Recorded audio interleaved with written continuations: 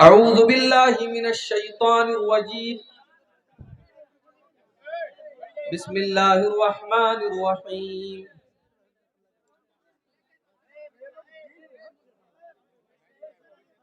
या अय्युहल्लज़ीना आमनू ला तुल्हिकुम अमवालुकुम वला औलादुकुम अन ज़िक्रिल्लाह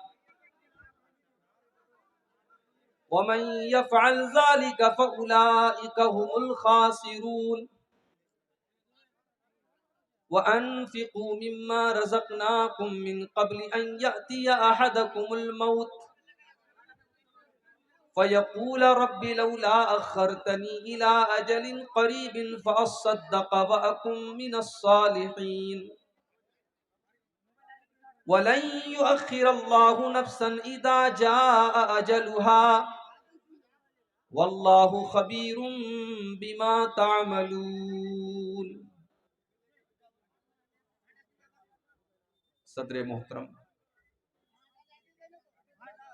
मोहतरम उलमाए किराम, बुजुर्गों और दोस्तों, नौजवान साथियों, माँओं और बहनों, प्यारे बच्चों,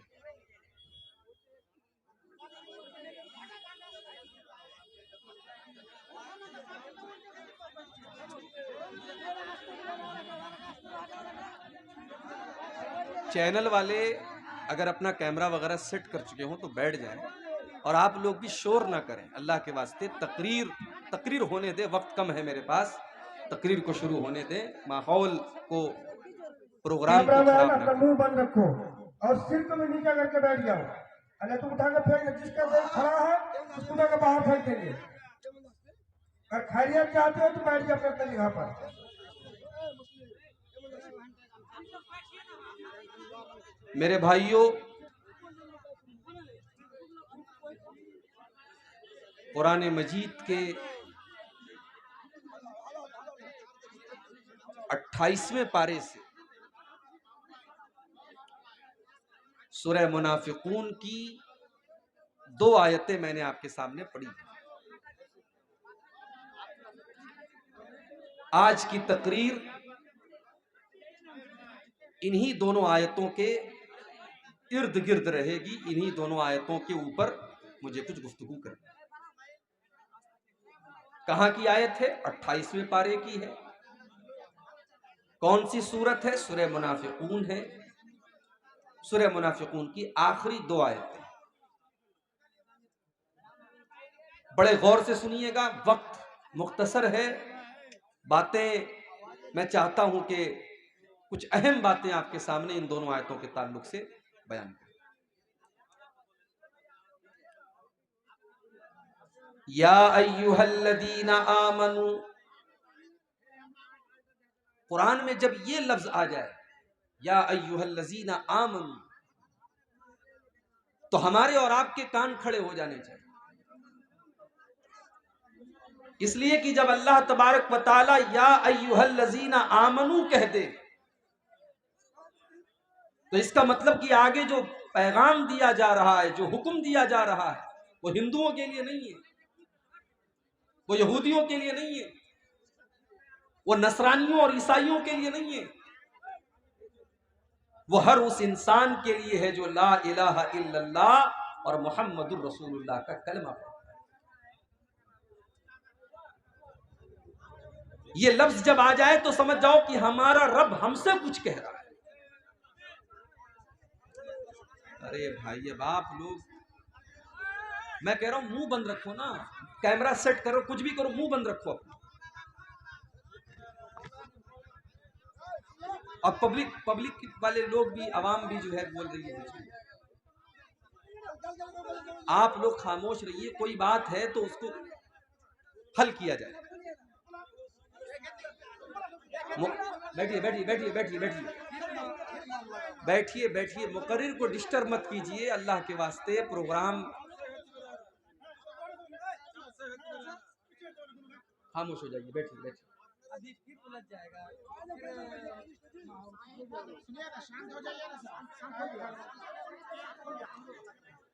या अय्युहल्लज़ीना आमनू, ऐ वो लोगो जो ईमान लाए हो, ऐ मुसलमानों, ला तुल्हिकुम अमवालुकुम वला औलादुकुम अन जिक्रिल्लाह। बड़े गौर से सुनिएगा, मैं एक एक लफ्ज का तर्जमा करूं। ला तुल्हिकुम अमवालुकुम वला औलादुकुम अन जिक्रिल्लाह। ऐ ईमान वालो, तुम्हारा माल तुम्हें अल्लाह के जिक्र से गाफिल न कर दे, तुम्हारी औलाद तुम्हें अल्लाह के जिक्र से गाफिल न कर दे। या अल्लाह ने दो चीजों का नाम,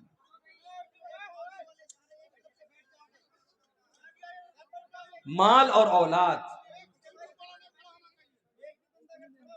दो चीजें इंसान की जिंदगी में बड़ी इंपॉर्टेंट है, माल और औलाद। माल के लिए भी इंसान बहुत कुछ करता है, औलाद के लिए भी बहुत कुछ करता है। माल कमाने के लिए इंसान रात दिन एक कर देता है, खून पसीना बहाता है, और औलाद की खुशी के लिए इंसान अपना सब कुछ कुर्बान कर देता है।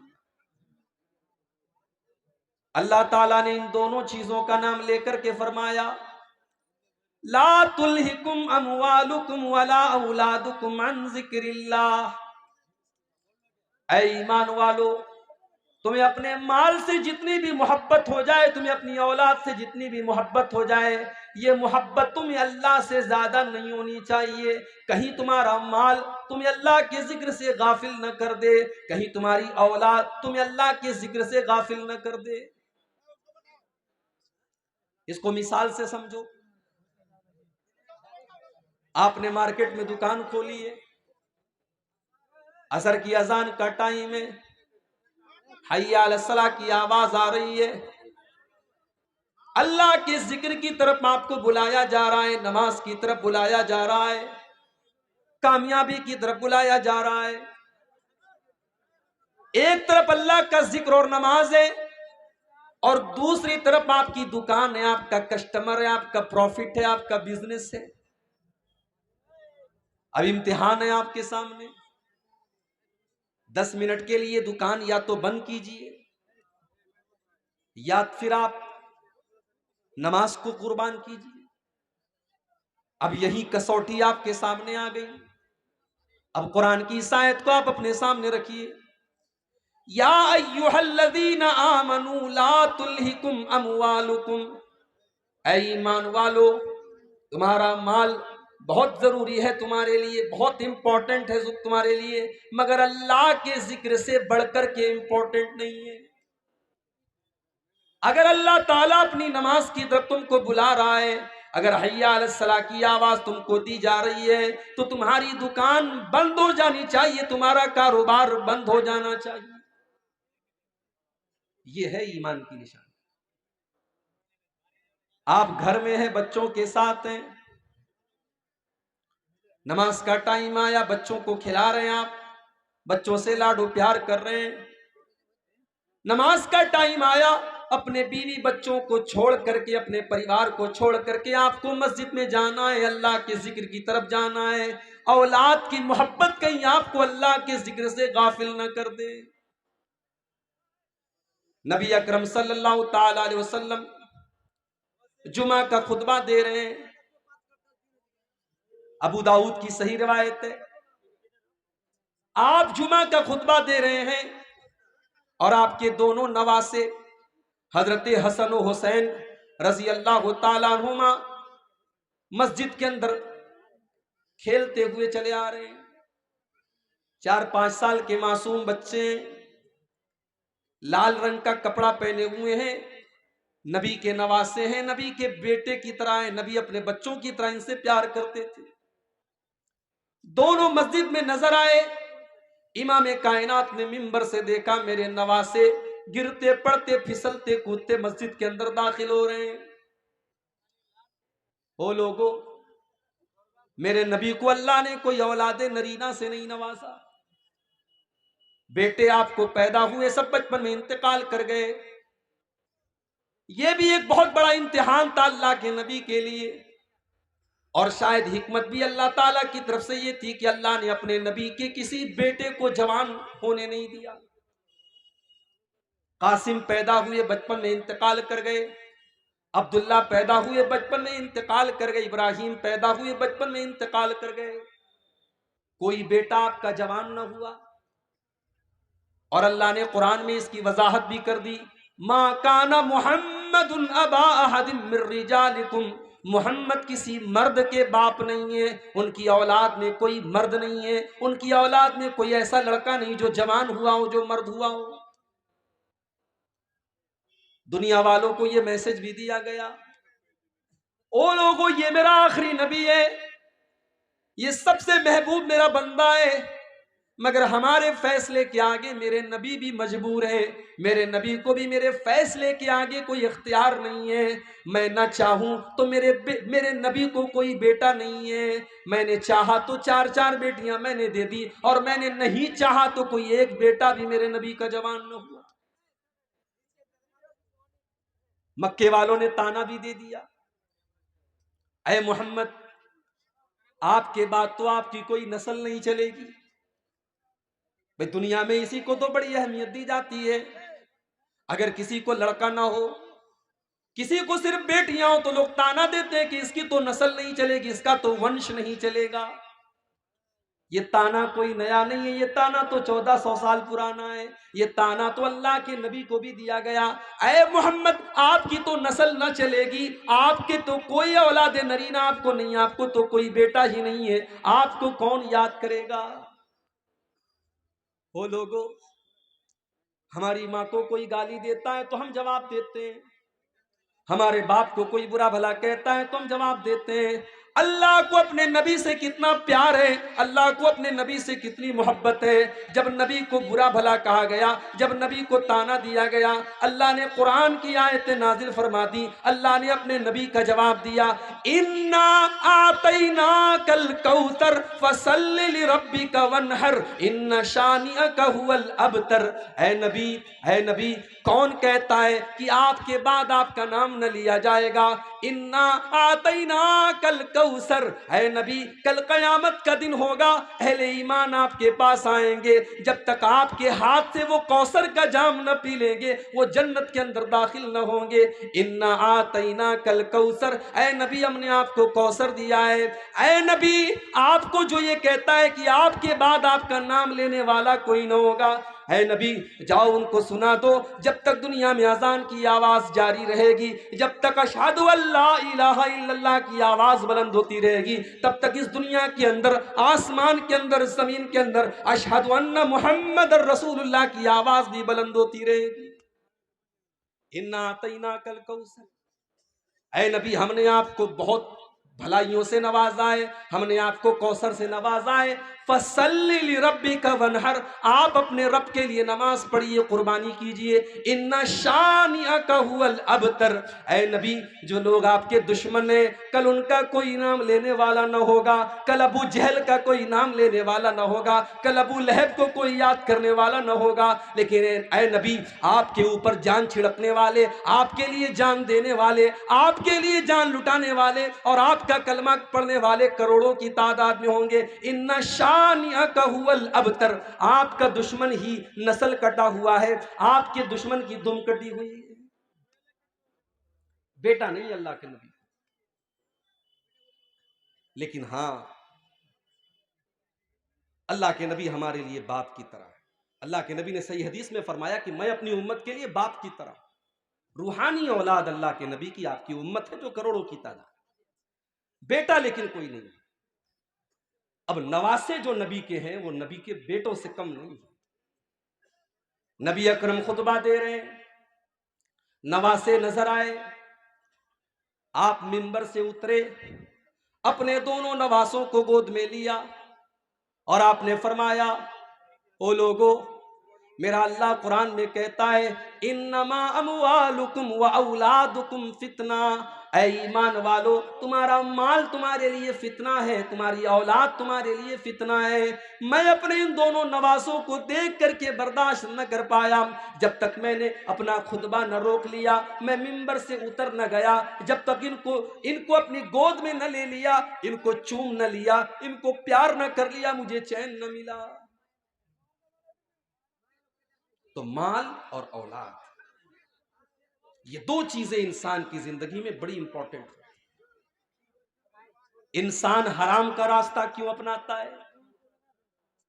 मेरे नौजवान साथियों, यह अलग बात है कि जब आप जवान हो जाते हैं तो आपको अपने बूढ़े बाप की पेशानी पर बुढ़ापे की लकीरें बुरी लगने लगती हैं, मगर कभी गौर करना कि अपने बच्चों के लिए माँ बाप क्या क्या करते हैं।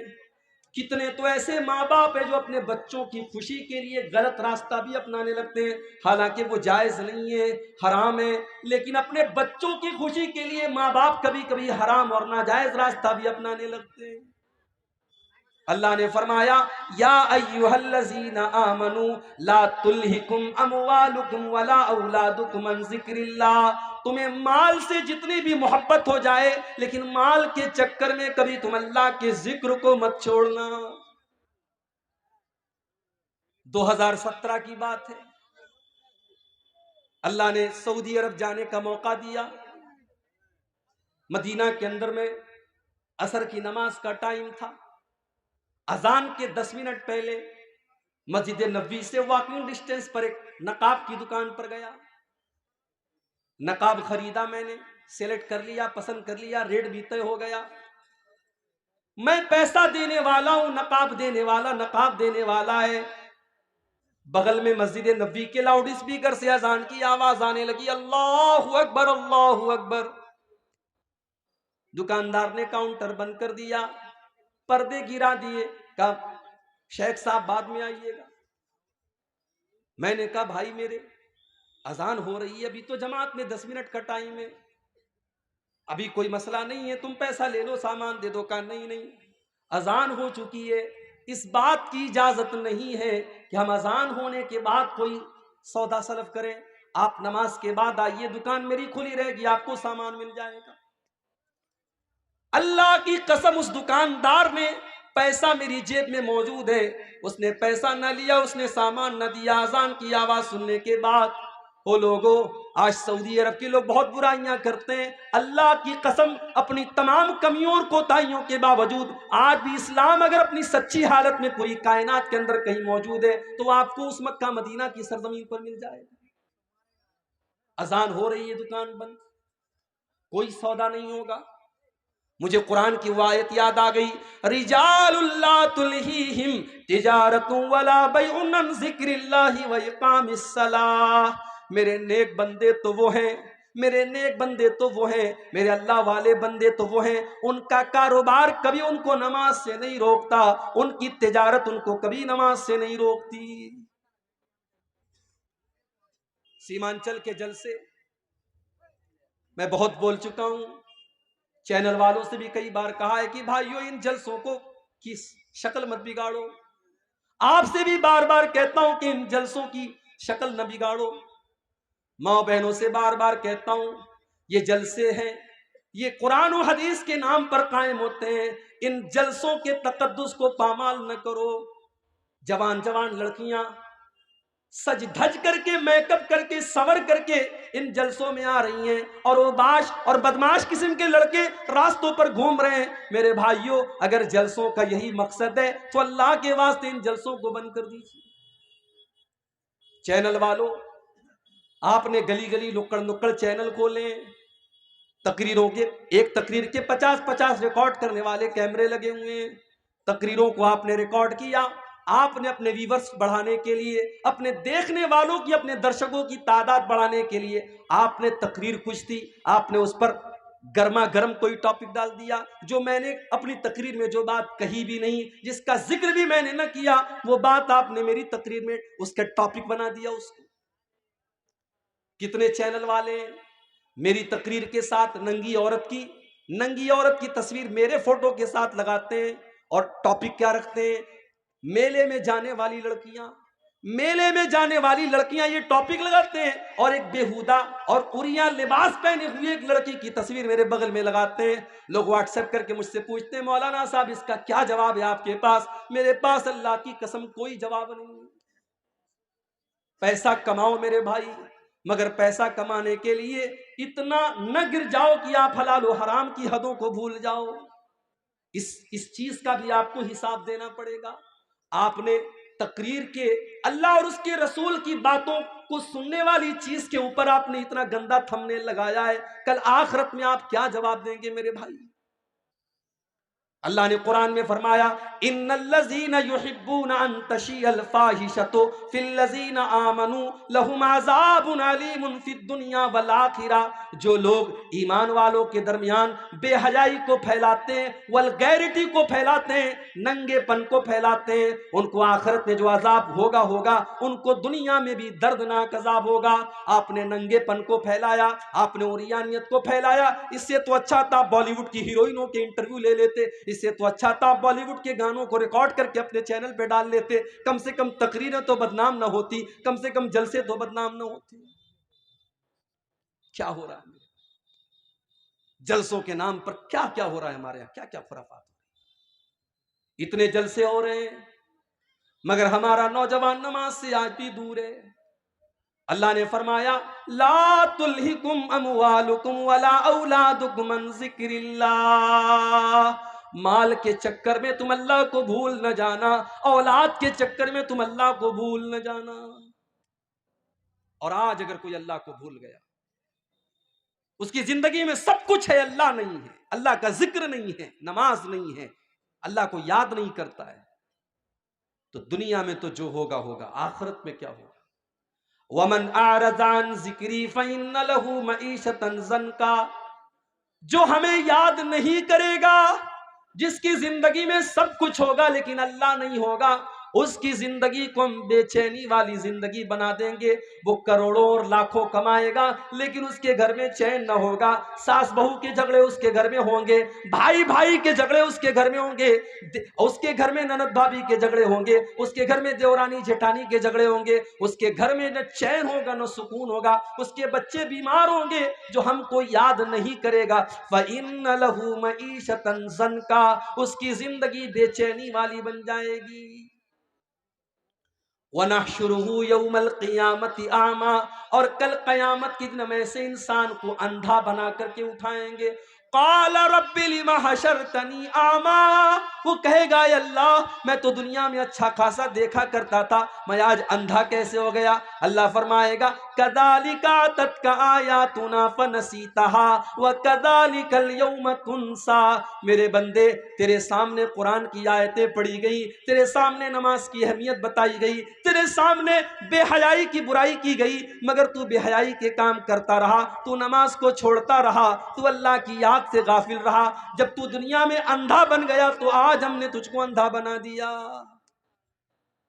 तो ये पहली आयत है कि अपने माल और औलाद के चक्कर में अल्लाह को मत। वमन यफ़अल ज़ालिका, और जो माल के चक्कर में अल्लाह को भूल जाएगा, जो औलाद के चक्कर में अल्लाह को भूल जाएगा, फ़उलाइका हुमुल खासिरून, उससे ज्यादा घाटे का सौदा कोई नहीं कर रहा है। हम ये समझ रहे हैं कि साहब हम दुकान कर रहे हैं नमाज छोड़ करके, हमारी दुकान में बड़ी बरकत हो रही है, बड़ा पैसा आ रहा है। नहीं, पैसा तो आ रहा है मगर आप घाटे का सौदा कर रहे हैं। जानते हो फायदे का सौदा किसको कहते हैं? आओ एक मिसाल आपको देता हूं, फायदे का सौदा किसको कहते हैं। अल्लाह के नबी अपने साहबा के साथ बैठे हुए, एक सहाबी आते हैं, आए अल्लाह के नबी, मैं अपने बाग की चहार दीवारी कर रहा हूं, मेरा खजूरों का बाग है, मैं उसकी बाउंड्री कर रहा हूं, और बाउंड्री करने में मेरे पड़ोसी का एक खजूर का पेड़ आ रहा है, मैं उससे कह रहा हूं कि ये खजूरों का पेड़ तुम मुझे दे दो, लेकिन वो मुझे देने को तैयार नहीं है। नबी अकरम ने उसको बुलाया, कहा भाई अपने बाग की बाउंड्री कर रहा है, तुम्हारा एक पेड़ इसकी बाउंड्री के रास्ते में आ रहा है, तुम अपने पेड़ की जो मुनासिब कीमत है दे दो। उसने कहा नहीं, मैं नहीं दे सकता। उसने कहा मैं ये पेड़ नहीं दे सकता। अल्लाह के नबी ने फरमाया कि तो बताओ तुम्हें क्या चाहिए? उसने कहा हाँ, अगर इस एक खजूर के पेड़ के बदले में मुझे पूरा एक बाग दे दिया जाए तो मैं वो बाग के बदले में मैं एक खजूर का पेड़ दे दूंगा।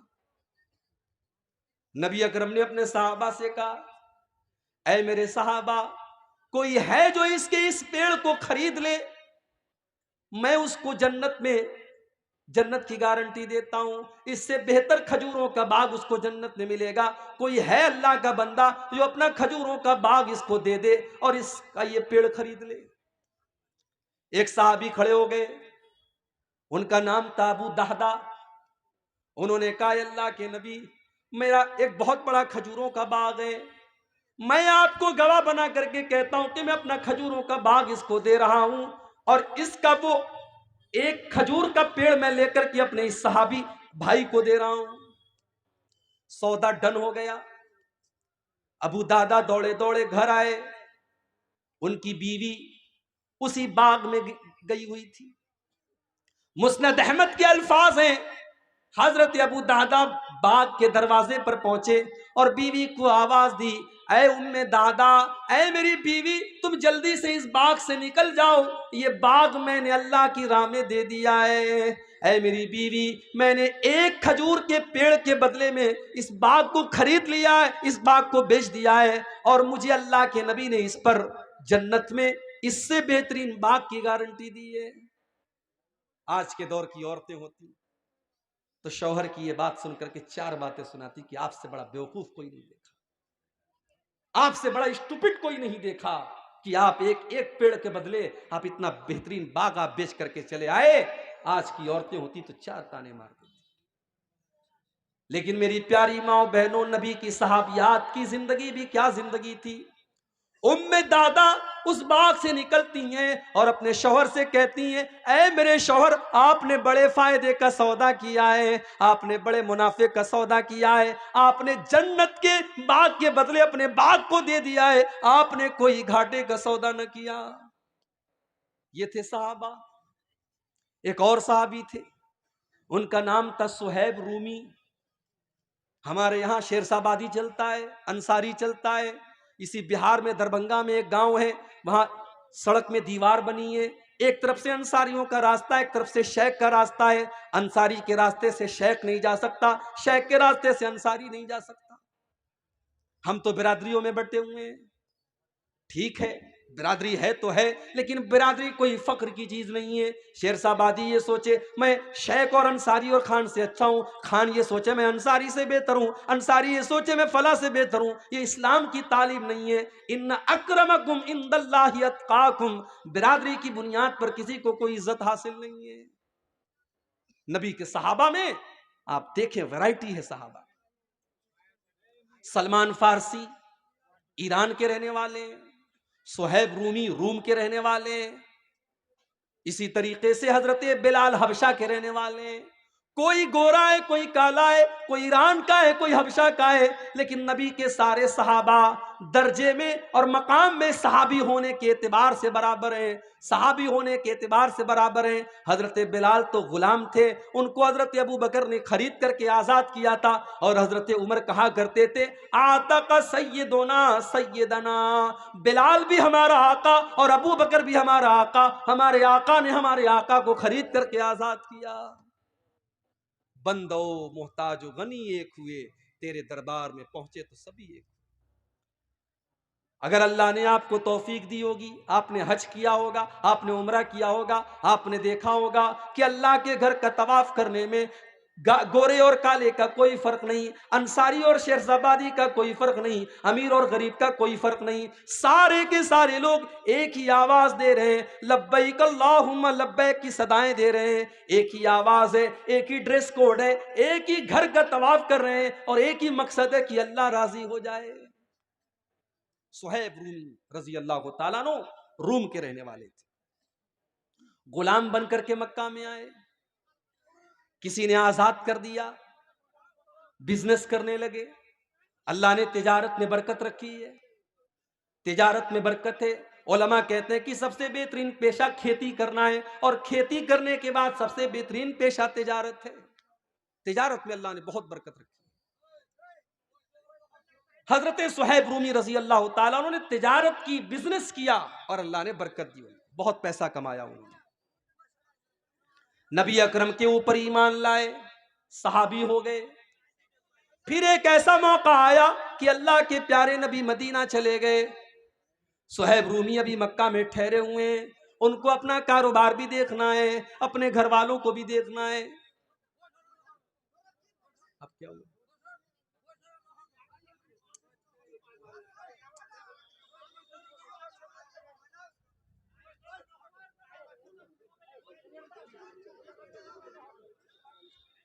बगैर चिल्लाए भी तो आप कोई बात खुदा हो से सकती है। गुजारिश है, इत्मीनान से सुने और सुनने वाले को सुनने दें,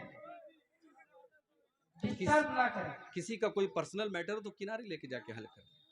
आप लोग इत्मीनान रखें, जैसे सुनना हो सुने, इत्मीनान रखें। सुहैब रूमी रजी अल्लाह ताला नु अपने सारे बिजनेस का सेटअप करते हैं, सारे माल को इकट्ठा करते हैं और तैयारी करते हैं मदीना जाने की। सामान पैक कर लिया, ऊंट तैयार हो गया, सुहैब रूमी मक्का से निकलने लगे। मक्का के काफिरों ने ऊंट की नकेल पकड़ी, कहां जा रहे हो? कहा मैं मदीना जा रहा हूं, यस्रिब जा रहा हूं, अपने नबी के पास जा रहा हूं। मक्का वालों ने कहा सुहैब हम तुम्हें मदीना न जाने देंगे, तुमने सारी जिंदगी मक्का में रह करके पैसा कमाया और आज चाहते हो कि अपनी सारी कमाई लेकर के तुम मदीना चले जाओ। ऐ सुहैब हम कभी ऐसा न होने देंगे। कहा फिर क्या करते हो? कहा मैं हमारे पास बस एक ही ऑप्शन है, तुम अपना सारा माल हमको दे दो, हम तुम्हें मदीना जाने दे देंगे। हो लोगो, माल बड़ी अहम चीज है मगर अल्लाह से बढ़कर के नहीं है, रसूल से बढ़कर के नहीं है। सुहैब रूमी रजी अल्लाह ताला अन्हु ने एक सेकंड भी नहीं लिया फैसला करने में। कहा मक्का वालों अगर ये बात है ले लो मेरा ये सारा माल, सारी जिंदगी की गाड़ी कमाई उनके हवाले कर दिया और खाली हाथ हजरत सुहैब रूमी मदीना चले आए। जब मदीना पहुंचे, फजर की नमाज का टाइम था, अल्लाह के प्यारे नबी नमाज पढ़ा रहे थे। सुहैब रूमी आते हैं और नमाज में शामिल हो जाते हैं। नबी अकरम ने सलाम फेरा, अपने सहाबी पर नजर पड़ी, अल्लाह के नबी खड़े हो गए, अपने सहाबी को गले लगाया। अल्लाह की तरफ से अल्लाह के नबी को बता दिया गया था सारा मामला। नबी ने पहला लफ्ज जो कहा, आपने फरमाया ऐ सुहैब रबिहतल भैया, रबिहतल भैया, ऐ सुहैब तूने बड़े फायदे का सौदा किया है, तूने कोई घाटे का सौदा न किया, तूने सारी जिंदगी की कमाई को ठोकर मार करके अल्लाह के दीन के लिए तूने कुर्बान कर दिया। ऐ सुहैब तूने बड़े फायदे का सौदा किया है। आज तो करोड़ों कमाने वाला, लाखों कमाने वाला मस्जिद के अंदर जब चंदा देने की बात आती है तो 5 का सिक्का तलाश करता है, 10 की नोट तलाश करता है। बीवी के लिए शॉपिंग करने के लिए 2000 की नोट निकालता है, बच्चों के शौक के लिए 500 की नोट निकालता है। और बेचारी मस्जिद और मदरसा एक ऐसी चीज है वहां 10 की नोट आपको ज्यादा मिलेगी। ये हमारे दिल का हाल है मेरे भाई। ला तुल्हिकुम अमवालुकुम वला औलादुकुम अन जिक्रिल्लाह, ऐ ईमान वालो अपने माल के चक्कर में तुम अल्लाह को भूल न जाना, अपनी औलाद के चक्कर में तुम अल्लाह को भूल न जाना। अगर ऐसा करोगे फउलाइका हुमुल खासिरून, तो तुमसे ज्यादा घाटे में कोई न होगा। एक आयत का मतलब मैंने समझा दिया।